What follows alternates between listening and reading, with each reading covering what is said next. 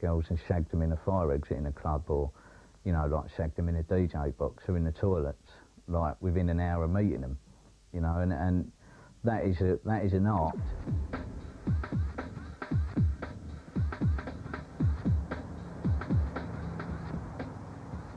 Well, my weakness has always been women, and I'm a womaniser, and I've always been one. I truly have no fucking idea how many women I've slept with, but, you know, it's well up. It's well up.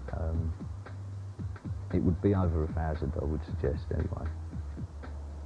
Every one of us, you know, like a lot of my mates who are single, they love women just the same as me, so our little thing is we haven't changed, we haven't grown up. The whole key point of it is to find another naughty, dirty girl. You know, that is, every weekend, that is your challenge. If I introduce a woman to a bloke, if he's out on a night out, he's got a few quids. Some of the guys actually get a buzz out of paying for sex, and, you know, I will enlighten the girl to that fact that, look, you know, if you do fancy him, he's actually more keen to pay for it, you know, to have the buzz out of it. They were going to sleep with him anyway. You know, they found him attractive and enjoyed them. They were going to sleep with him anyway. If they fucking copped 300 or 400 quid out of it, good luck. You know, so be it. You know, that's just a fucking bonus. Well, a pimp's a rather nasty word, and if I was getting money out of it and gaining, then you could say perhaps I was a pimp. But the main reason I try and, you know, if I see a girl, we've slept together and had a bit of fun, I don't want to be in a relationship with her. Sometimes it's just as easy for me to point her out to someone else to let it get away from me, if you like. So, I mean, I do a lot of it for the devilment. And I tend to make women laugh, because making women laugh is the key way to get them into bed. It always has been. I don't want a woman who I'm going to have to take out fucking 3 or 4 times and listen to her fucking life story. I want to shag her. I can usually walk into a club and associate with the naughtiest group of girls in there. I can actually go to them and say, that one over there is fucking naughty. I can't explain it. There's a certain characteristic about a woman, perhaps her jawbone, her hair, but there's certain things that, you know, when you see her, you will know that she is uninhibited.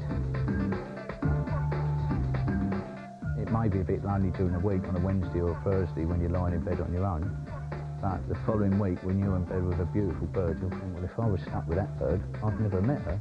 I'd never meet this. You know, and that is my sort of thing about it. You know, I always think there's another exciting chapter around the corner.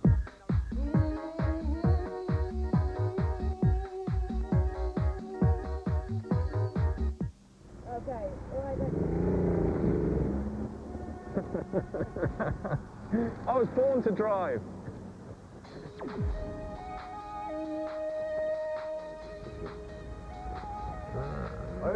My name's Robin Lynch, and I'm a driver for One for the Road.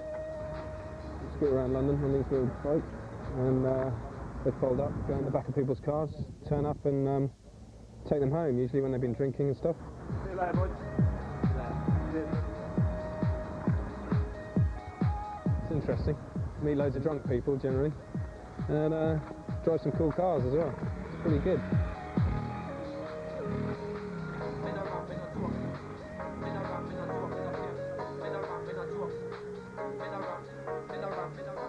It's good buzz sometimes, running through the traffic and out in the West End, you know, blatting around Soho and Parliament Square and all that. It's good. Good crack. I'm a photographer really, my training's in photography, but it's been pretty slow. That's why I've kind of picked up on this a bit, you know. I do loads of driving jobs, pretty much anything on wheels I'll drive, you know. Got an Arctic licence, so I take them on at the weekends and stuff. Yeah, it's pretty cool. I just love being on the road, man. I was born in southern England. My dad was in the forces, so we travelled around quite a bit until I was sent to boarding school by the age of 7. That part of being stuck in one place made me want to get away. Good evening, One for the Road.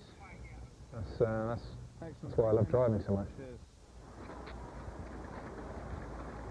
The perks of the job are like the cars, really. You know, driven Bentleys and top Range Rovers and a lot of Mercs and BMs and stuff. Afraid it's Mondeo, man.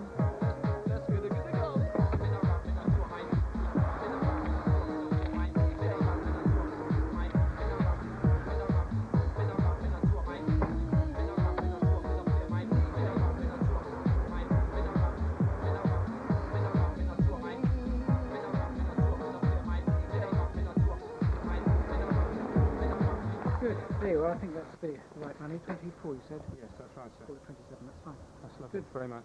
Thank you very much indeed. Very good tip. 3 quid. It's not bad. Better than nothing, isn't it? 0 to the base, back in A mode now, please. I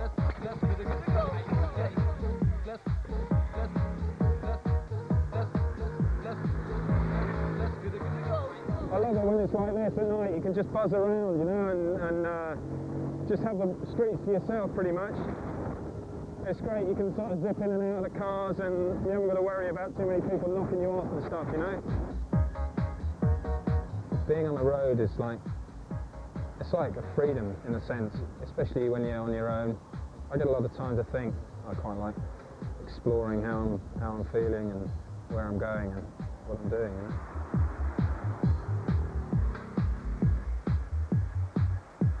We're going. Where are we heading? Kennington, over Boxer Bridge. Just the other side of the river? Yeah, first right. Excellent, thanks. First left, yeah. Oh, I never really look into the future that far, you know. Kind of take each day and week as it comes. Yeah, not too bothered about much, to be honest. As long as I get a good ski every year.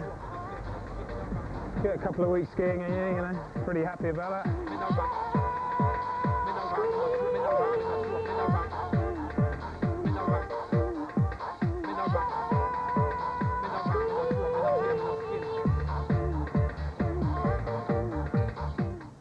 First was my mum.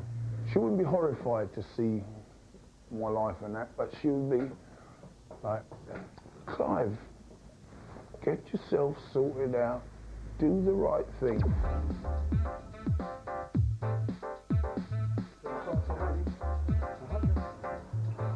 Yeah, I lived in Luton in Bedfordshire, and as one does, I moved up to London, and I was walking past a hostess bar, and I was invited in, and yeah, I went in, and I was totally amazed at it, never having seen a strip show in all my life.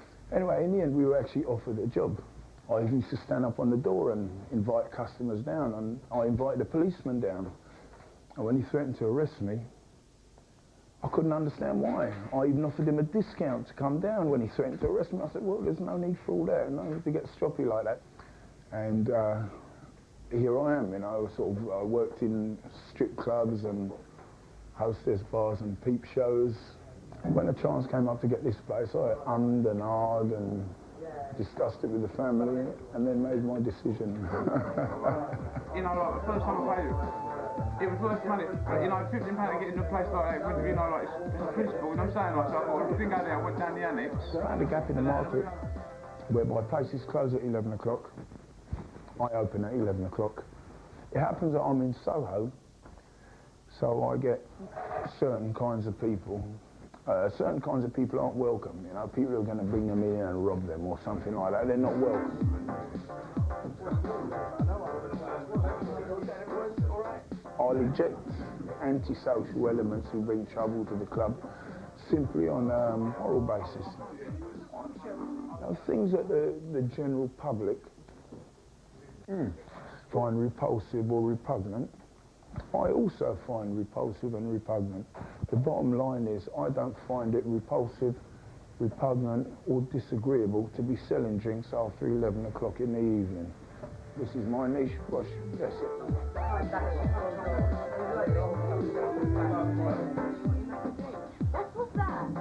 Brandy. What brandy? That's for you. Yeah, I've made bad judgments. I've made bad calls and I've thought, shit, I'm under pressure. But at the end of the day, when you're under pressure, you either go sleep on the streets and hope it'll work itself out, or you get up and give it a go and hope you can work it out. All right, I'll tell you what. You see me, if I had a chance, I'd open up a gay club tomorrow, mate. Right. Open up a gay club. I went to open up a gay peep show one day, you know? Right. But that's another story. And it's very easy to sit back and say, God, it's all going wrong. Fuck it. I don't even know what's going on in there, Bill. We've got like, you know... But if you always fight to the last, if you aim higher than you can reach, I'm sure as hell you'll get somewhere.